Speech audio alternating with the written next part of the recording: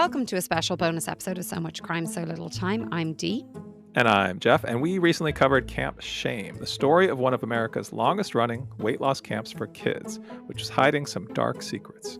We just got the opportunity to chat with the host of that podcast, Kelsey Snelling.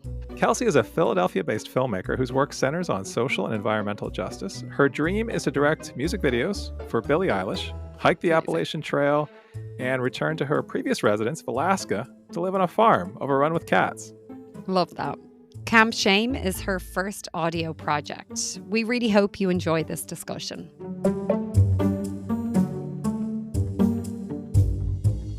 Kelsey, thank you so much for joining us today.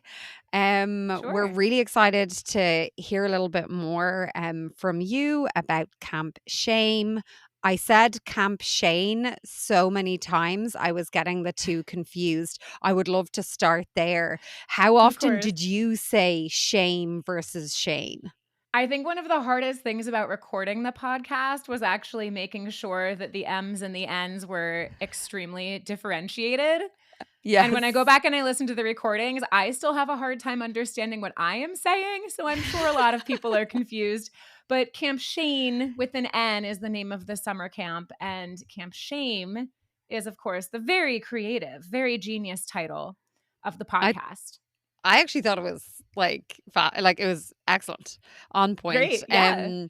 Come here. So how did you get started with this project? Obviously, we hear in the podcast that you have personal experience having been there as a counselor, but like, how did you get started with this? Because this is your first audio project. Yeah, historically, I've always worked in film and TV, and this is my first audio project.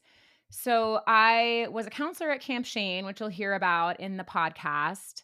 I was there back in 2011. I was still a college student at that time. And pretty much as soon as the summer was over, I felt like I had to do something about the experience that I had just had. And I wasn't sure if I should write an article about it or if I should just talk to as many people as I could and have a bunch of one-on-one conversations. Some of the things that I saw at camp were really, really disturbing. And I just had this really tremendous anxiety about like, oh my God, people need to know about this place. So I was in film school at the time, and I originally had this grand vision of a documentary or possibly a docuseries. And I tried getting that off the ground for like 10, 12 years, and I just couldn't get the funding. I couldn't get the interest. I couldn't get a fiscal sponsor. It was just kind of roadblock after roadblock. And then finally, a couple of years ago, I decided why not try it as an audio documentary, as a podcast. And like I said, I'd never done that before, but I teamed up with a really great production company. They used to be called Wonder Media Network. They're now under the Acast umbrella. And we made it happen. It took about a year and a half for us to fully get the project off the ground and released into the world. And that happened this past summer 2025. Love that. What a journey from like finishing up a camp and wanting to move forward to getting this out there. That's really good. Thank you so much for taking us through that. To follow up on that. So there's so many voices in this podcast. I'm curious, you said about a year and a half. How much of that time was spent interviewing people? Did that start earlier than that, or was that all kind of contained within that period? I had started doing formal recorded interviews on my own back in maybe like 2016, 2015, because I was sitting people down and I was filming them on camera. And of course, I had the audio files from those interviews.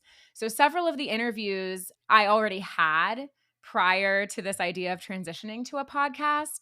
But once I got together with the Wonder Media team and the iHeart team, we had a lot of restructuring to do. An 8-part podcast is very different than a feature-length documentary. So there were new voices that we needed. There was a lot of additional corroboration that was needed. So in that year and a half that I was working with this bigger team, this larger team, we interviewed probably an additional on tape, maybe 20 voices, 25 voices. And behind the scenes, there were way more interviews that had happened. I mean, at this point, total, I've spoken to about 200 people. So there were a lot of phone interviews, a lot of messages back and forth to various people, a lot of, triangulation that needed to happen, sourcing Visually, how did photos that and look? Like, I was speculating that you might have had a pin board to keep everything organized and to know who was who and, like, whose oh, story is so where. many lists. So many lists. I mean, a lot of the actual work that happened was, of course, digital and virtual. It was on Google Mhm. Docs, or there were different Excel sheets that the team and I were sharing. But I'm a super tactile person. And so everything, just pages and pages and pages of information taped against my wall, sticky notes everywhere. I mean, I just have like hundreds of pages of Is that why you have to move? notes. Because the sticky tape came off and the paint came too, and you're like, "We gotta get out of here." Right. I needed a bigger space for more sticky notes. So you obviously mentioned that there was a number of people whose voices aren't maybe heard in the podcast. Oh, yeah. Is there any were there any amazing anecdotes that didn't make it in that you'd like to share here? Oh God, there were so many good stories that didn't make it in. We had to be really, really selective because, of course, there are only 8 episodes. There's only so much time. So some stories got cut just because maybe there was already an existing story in the podcast that kind of served the same purpose or kind of served the same plot point. There were just a ton of stories that, came from people who weren't already these like built out characters within the story. So unfortunately, a lot of the things that we cut were just based on the fact that we had to keep a limited number of voices so that listeners could keep track of who was speaking and who the different characters were. One of my favorite stories, which is just a fun, sweet story. There's a character whose voice you'll hear in the podcast. His name is Mark. And he is so enthusiastic. He loves talking about Camp Shane, even though he had a horrible experience while he was there. And he tells this great story about like a vending machine raid where one night the kids are away for like an overnight field trip. And there's a vending machine in the hotel. And it's this whole like spy movie almost sort of sequence where there's a group of kids that go out and they make the distraction. And then the other kids sneak away to the vending machine and they have like $100 worth of dollar bills and they get as much as they can. They bring it back to the hotel room. They're throwing the candy in the air. They're rolling around on the potato chips. It very much gives me the visual of like, I don't know if you guys have ever seen Muppet Treasure Island, but that's like one of my favorite movies. And there's the scene where the pirates find all the gold and they're like throwing it in the air and it's like all in slow motion. That's very much the visual. So that's one of my favorite stories. I was so heartbroken when that got cut. That's amazing. I love that we got to hear that. But it's kind of like akin to the hole in the wall where they used to get the delivery drivers to Totally. yeah, I just so much of it just felt like this is a movie. Like this is yeah, 100%. yeah. Very cinematic. Yeah, absolutely. On the topic of people who maybe didn't make it in or weren't a part of this, so Yeah. I think every episode ends with a note about trying to contact David, and that he didn't participate. I'm curious, like, That's was right. there contact with him, or is there more about that story that you can share? Yeah, I had been reaching out to David Attenberg for maybe 6 years. When the camp was still in operation, I called a few times and I got him to answer the phone. But then as soon as as soon as I introduced myself, he would say, "Oh, I'll call you back." And he would hang up and I would never hear from him again. We sent pages and pages of letters to his personal home that he and his wife share, just to try to get a response of like, here are the accusations, here are the things that we're going to be talking about in the podcast. Do you have a response to this? Is any of this inaccurate? For months and months, we were sending him these letters and we never heard back. And now, since the podcast has been out, has there been any response? There has been no response. I have not heard a word from the Attenberg since the podcast came out, which I am a little bit surprised by. Yeah, because it seems like the podcast has gotten like a fair amount of attention, and Sure, like yeah. if they weren't aware of it as you were working on it, they certainly must be aware of it now. Oh, I don't think there's any possible any world where they would not be aware of the podcast. Yeah. And kind of building off of that, I mean, it felt like something we talked about was that it seemed like David didn't really face any serious consequences for what happened at this camp all those years. Is that accurate? Yeah, that's accurate. part of the process of doing the research for this project was, of course, digging through years and years and years, decades of court documents, decades of inspection reports, decades of incident reports.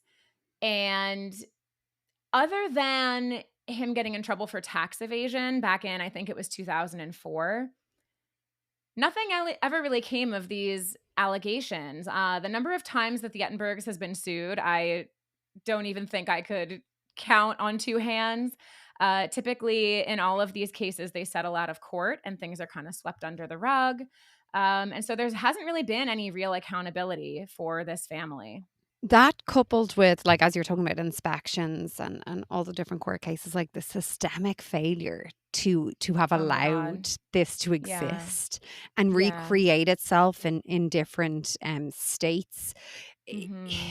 As a mother to young kids who are starting to go to camp now, my kids are not started to go to sleepaway camps, but it gives you pause to say you don't just trust Yeah. that something is the way it is. And I think that was one of the things that I really found hard to kind of, I don't know what if grapple with is the right phrase to use here, but because a lot of the parents, they did the right thing. They called, they spoke to the Right. person in charge, and they were reassured. And Mm-hmm. I don't know, Mm-hmm. it's just like, I suppose it for me it adds to the paranoia of like who's taking care of my kids, but it's, yeah, Right. it's such a mess. And it's so tough too, because what I really didn't want to do with this project is scare people away from summer camp, because I feel like Mm, summer camp has the potential to be so wonderful, especially for the population that Camp Shane was serving, which is typically um, wealthier families who come from more urban areas.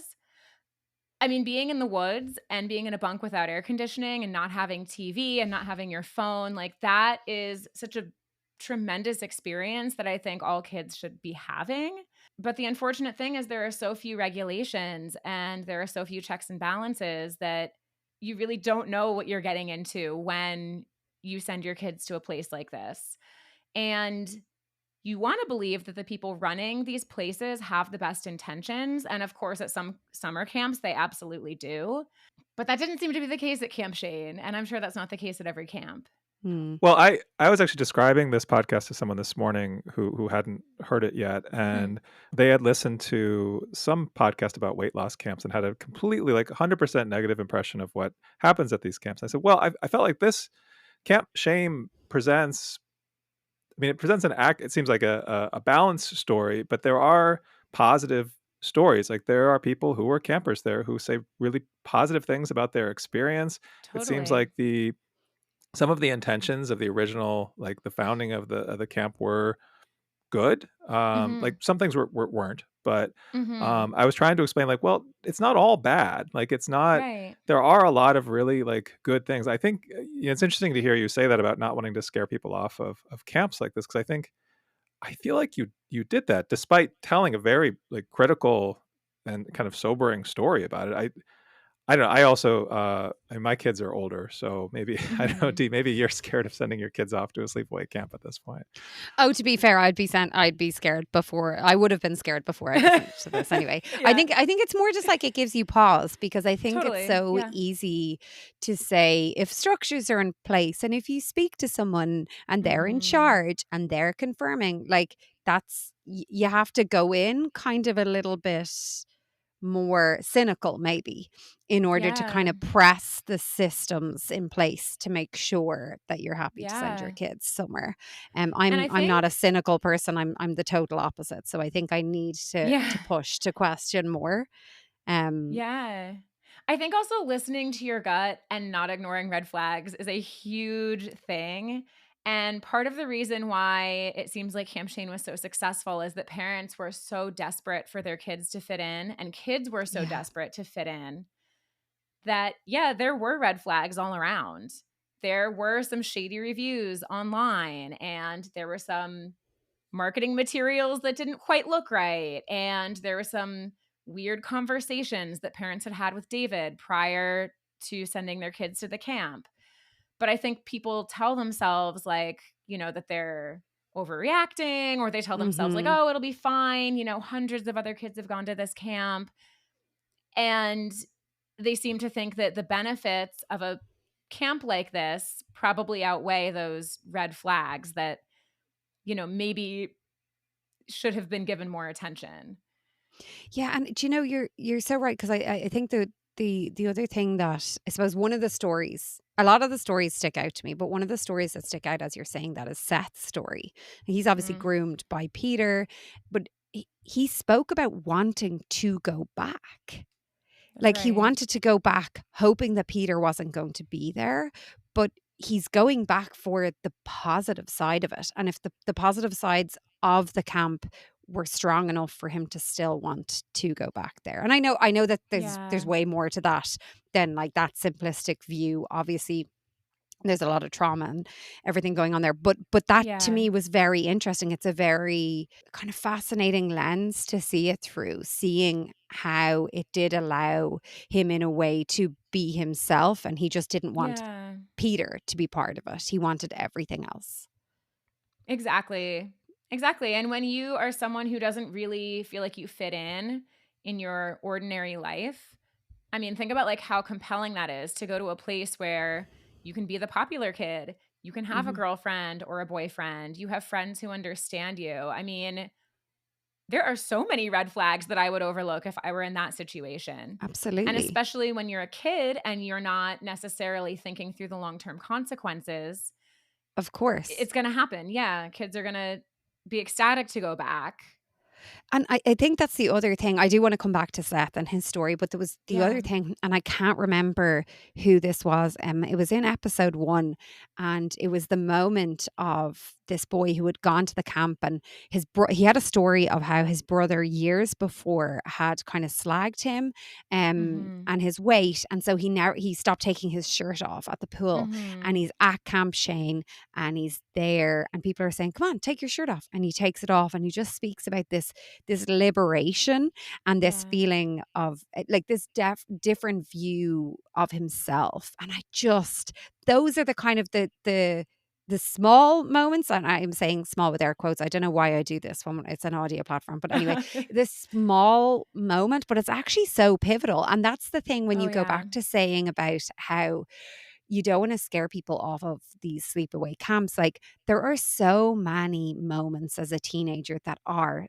so huge and defining, your Mhm. first kiss or your first like crush or all of these things. And I feel like those moments really set you up later. And I don't know. I thought they're the things to Yeah. me that stand out, like those people moments within the podcast Yeah. that will stick with me. Oh, I love that you said that. So you're referring to Carl. His name was Carl Mm. Evans. And he was a camper for many years and then turned counselor. So at Camp Shane, we call those lifers, people who are kind of like, in it uh, Hmm. as kind of a part of their core identity.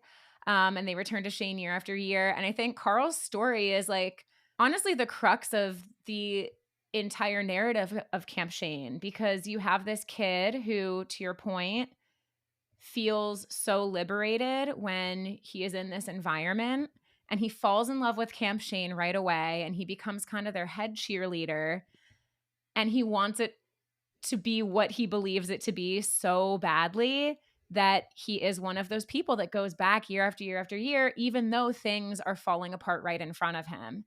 Hmm.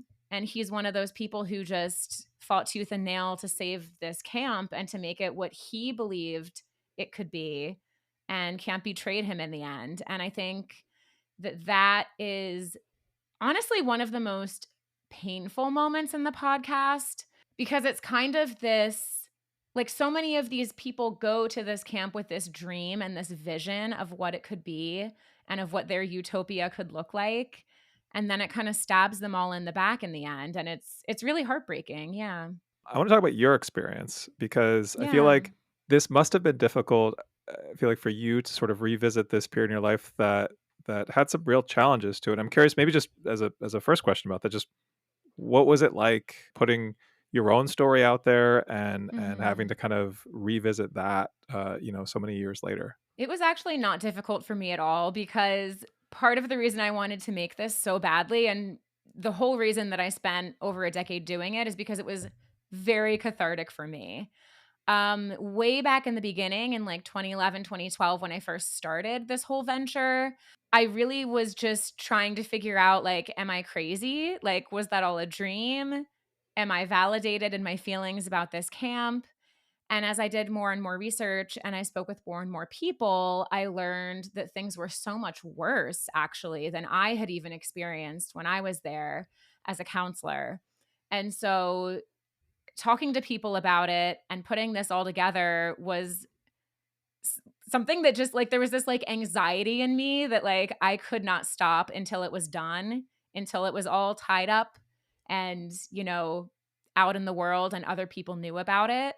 So it was almost the opposite of painful for me. It was very much a release to get this out in the world and to know that other people had the same feelings that I did. Yeah, I think that makes sense when you say that. How hard was it to sort of stay objective with, like, as a reporter, as an interviewer, telling the story that you have such a personal connection to? Oh, that's such a good question. It was kind of a bit of a pendulum swing because when I first started digging and I realized that things were, so much darker than I originally thought that they were, of course my instinct was like, okay, I'm going to take this camp down. We're tearing them apart. And I really saw it as an expose at that point. But then I would have a conversation with someone whose life was completely changed for the better at camp. And then I'd be like, oh, okay, so this isn't quite an expose. It's a little more complicated than that. And then I would hear another just god awful, terrible, tragic story. And so there was a lot of kind of, it was a little bit of like a roller coaster figuring out like where do we land in terms of the tone and in terms of what the messaging looks like. But I think because I spoke with so many people and you know, I spoke with people from pretty much every year that the camp was in operation. I think that I had a pretty clear understanding of what was really going on at this camp. And I think it's incredibly objective. I actually think we could have been much, much, much harder on the camp than we were. But I did want to honor those moments of levity and to honor those stories of joy and of growth. So I wanted to make sure that that was all included. Did you, before you actually went to the camp, like, and worked there, did you know much about the camp's history? I knew nothing about the camp's history. The entire time that I was there, I knew nothing about it. I had no idea that it had been in operation at that point for, 45 years, 40 years. I had no idea that there was this whole family legacy behind the camp. I had no idea that Simon had been there for years. That was such a fun and such an interesting part of doing this project, was learning about all of that, because I was kind of just plopped down in the timeline for one summer. I only knew what I knew. And it was really like in the researching and interviewing phase where I learned that the story was so much bigger than just one shitty summer. Sorry, you yeah, say I shitty had no summer. clue. No, you say shitty summer, and I still can't get that visual of the human turd in the camp. Like, I honestly, like, the amount of times I have thought about that and kind of laughed, but then being like, that's not a movie. Like, that is like just the visual of it. I was like, oh my God. And speaking of stories that got cut from the podcast, the number of stories that I have specifically about these septic issues and the sewage issues at Camp Shane, oh my God, they go on and on and on. Between that and then the rolling around, was it in Jello? The campers. Oh yeah, and yeah. There's so much. Like, honestly, every story, I was like, this needs to be a movie. Like, this is made for it's that. So bizarre. It is 100% stranger than fiction. Yeah. And truly, some of these things I thought I imagined. I remember the Jello pit very vividly, but I made sure that I found at least like 10 other people who remembered it before I was willing to publish that story, because I was like, this could have been a dream. Like, maybe I was high on Dayquil and like imagine this. I don't know. But it was real. And there are photos. Actually, Carl sent me some photos. That was very confirming for me. Oh my Yeah, I would imagine goodness. too that sometimes you also wonder, like, am I remembering this worse than it really was? Like, am I sort Oh, of Mhm. exaggerating in yeah. my memory? So to have like photos Oh, as well as a yeah. bunch of people who corroborate that, yeah, I feel like Yeah.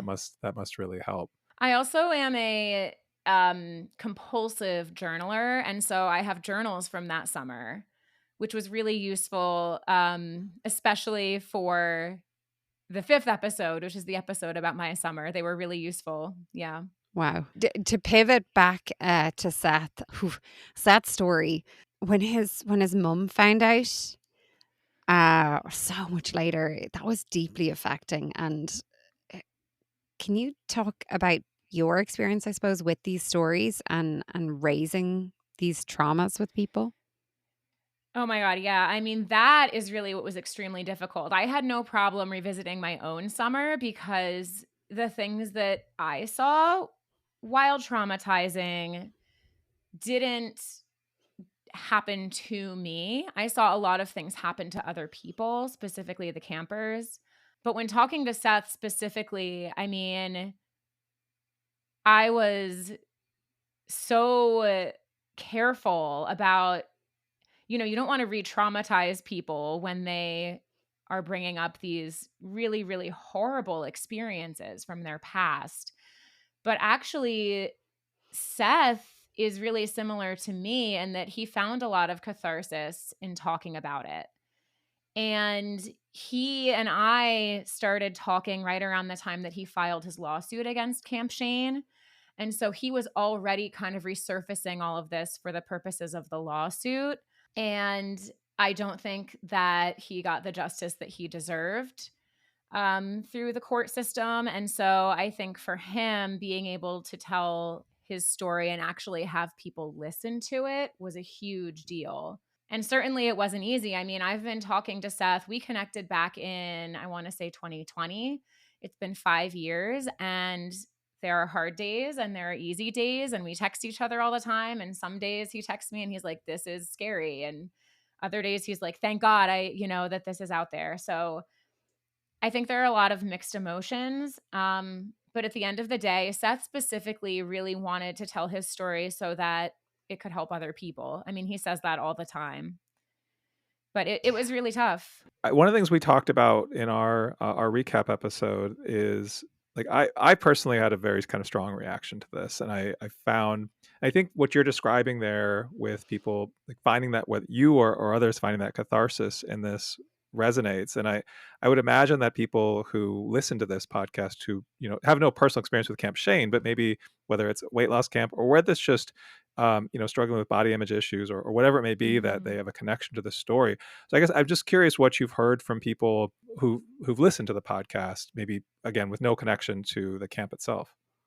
Oh, yeah. I have gotten, I don't know, hundreds, I don't know how many, hundreds of messages on Instagram, on LinkedIn, texts, all kinds of things from people who have heard this story and wanted to reach out. And it's so lovely to know that people who don't necessarily have a personal connection to Camp Shane are still feeling seen and feeling validated by the things that we discuss in the project. For me, really the audience that I was trying the hardest to reach were those people who were kind of adjacent to Camp Shane. Not necessarily the campers and the counselors, but the parents of these kids who sent them there, or the friends of the counselors who, I know in my experience when I would talk to my friends about Camp Shane, they'd be like, "Okay, yeah, that's a little crazy, I guess." And then they move on with their lives. I obviously couldn't move on for about 12, 13, 14 years. And so those are the people that I really wanted to get to. And I also got a lot of messages from friends and family of Shaners who were like, "Okay, now I get it. I understand." And so that was the most what's the word? That was the most satisfying to me, I guess. Yeah. Makes Yeah. sense. I was really surprised from a review standpoint. Usually, when we cover a quite a recent podcast, it's really hard to find reviews online because we Mm. often talk about the reviews at the end. There were so many. There were I so stopped many. reading them.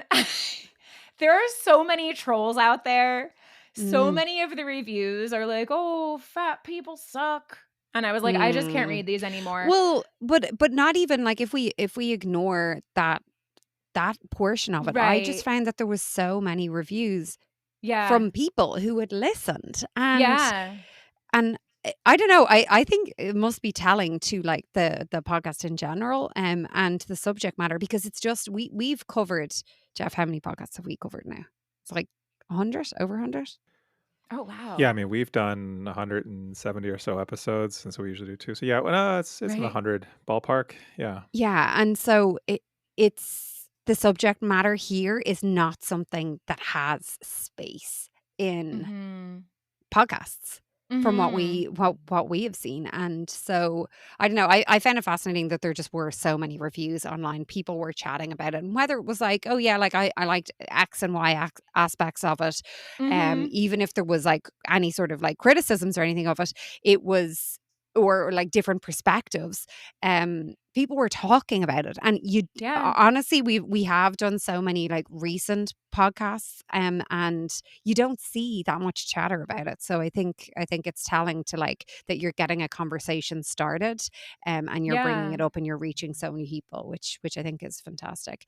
Oh, yeah, I'd thank love to you. know, it was it was really fun to learn. Both Jeff and I didn't know the origin of small, medium, and large sizing, and how that like Yes. originated from the Civil War. Was there any other fun trivia that you learned about that you want to share with us from this project?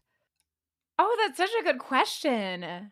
One cool fact, also related to clothing manufacturing, is that clothing brands create patterns for their clothes based on a base size or a sample size, which are usually a size 6 or 8 for women.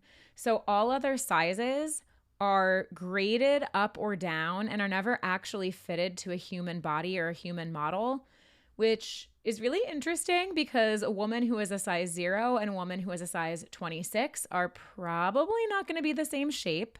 So they're literally fitting clothing for that medium sized, quote unquote, medium sized woman. And then they're just literally like blowing it up or shrinking it down. The other really interesting thing, this is one of my favorite studies. There was a study done on sumo wrestlers that found participants who were actively training had little to no negative health outcomes based on their weight and their body size. And it was also found that their fat was stored subcutaneously, so like right beneath the surface of the skin. Whereas inactive or retired wrestlers who were also participating in this study, they were found to have some of the negative health effects we associate with excess weight. So, like heart issues or high cholesterol, that kind of thing. And they were discovered to have visceral fat deposits. So it seems like the fat moves from that subcutaneous layer down to the visceral fat, which is the fat that's around your organs. And so I love that study because it makes such a strong case for the possibility of health at any size. And, you really can't determine somebody's health based on what they look like. The third fun fact that I found and had a really hard time figuring out how to fit this into the podcast was that Mike Tyson sent his daughter, Mickey, and his niece, Erica, to Camp Shane. And they were actually there in 1997 when Mike Tyson bit off Evander Holyfield's ear. And like all the kids at camp would make jokes about this. I found this after digging through some old newspapers. I thought that was pretty wild. I do. I'd love. We want to give you a chance to talk about like what you're working on now. If there's any other podcasts in the pipeline, we'd love to hear, so we can keep following you around. That sounds really Sure. Yeah. stalkerish. I didn't mean No, it to follow come me, out like please. that. I don't mind. I honestly have absolutely nothing lined up right now. This project took everything out of me, and I am so, so happy with how it turned out. I am taking a break. I'm going to do some hiking. I just moved. I'm going to decorate my house. I'm going to take a little pause.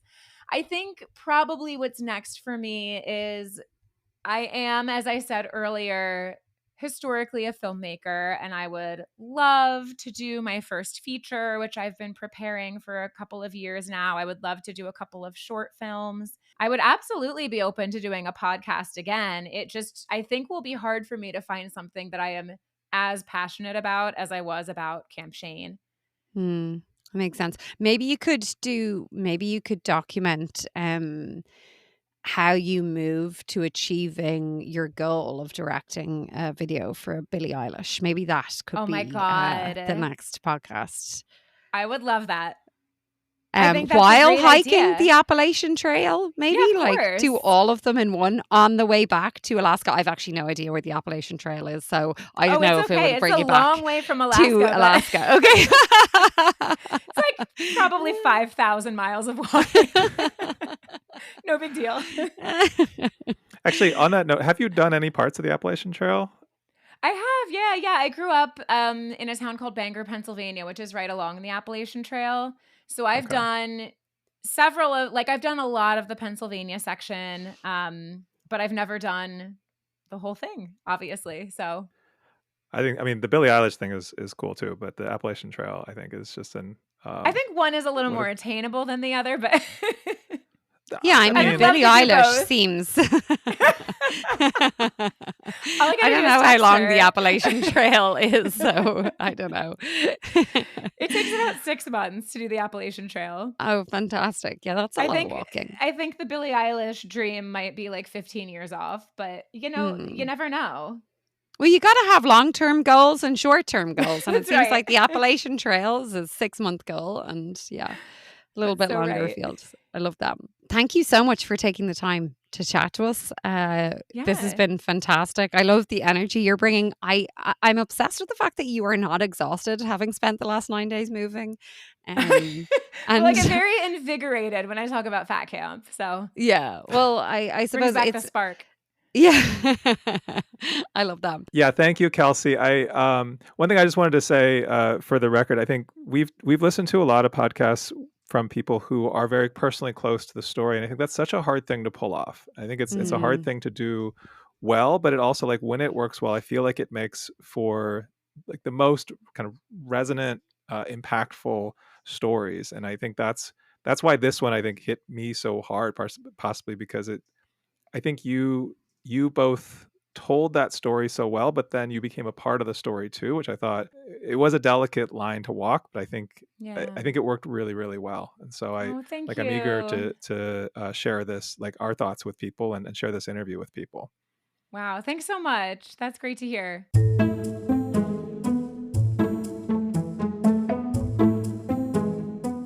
We hope you enjoyed our chat with Kelsey as much as we did.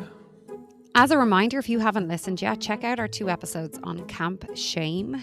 They're right before this one in your feed. Shame with an M.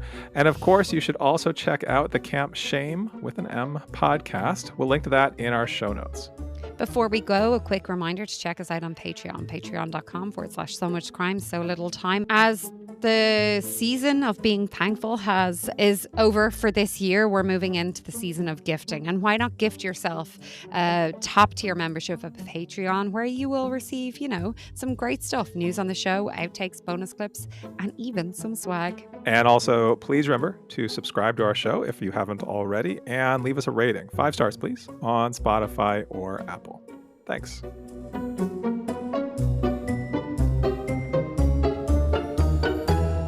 Next time, we kick off a special series for the month of December, Winter Shorts. We're going to focus on single episode true crime stories. Mixed in, we'll have some holiday treats for you as well. So tune in next time for our Winter Shorts series. That's on the next So Much Crime, So Little Time.